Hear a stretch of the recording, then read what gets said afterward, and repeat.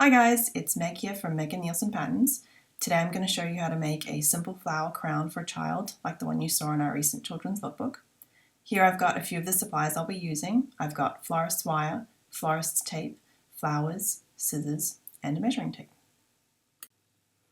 The first thing I'm doing is joining my wire together. Unfortunately mine came in cut lengths, so if you are able to get your wire on the roll, you'll be able to skip this step.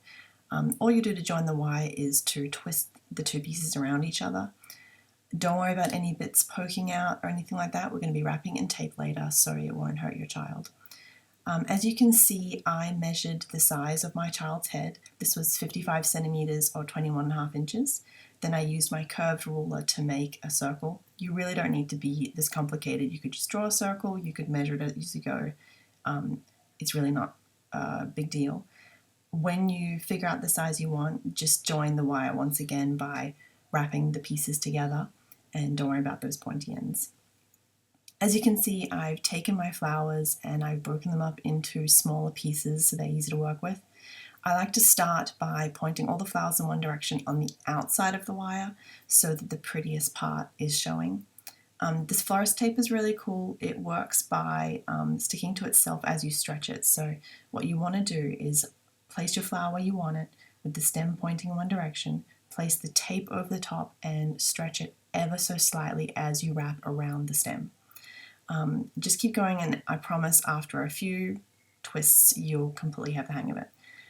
When you come to place the next bloom, you want to place it over the top of what you've just wrapped to hide your tape that you've just used to attach the previous one. Keep stretching slightly as you go and wrapping and adding more blooms.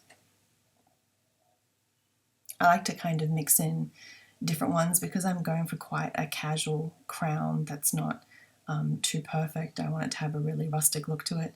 I'm mixing in different colors and longer and shorter pieces.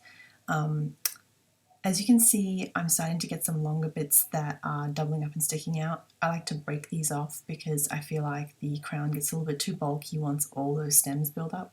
But you can obviously leave them there if you like, it's not a big deal. Just keep taking your flowers and wrapping them as you go.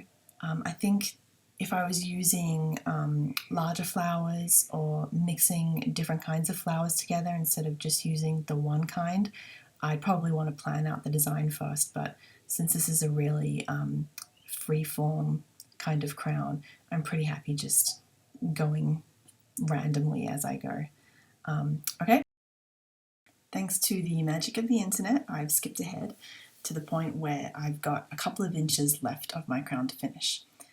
So when you're finishing, the idea here is that you want to try and hide the stems of the last flowers you put in with the blooms that you first attached.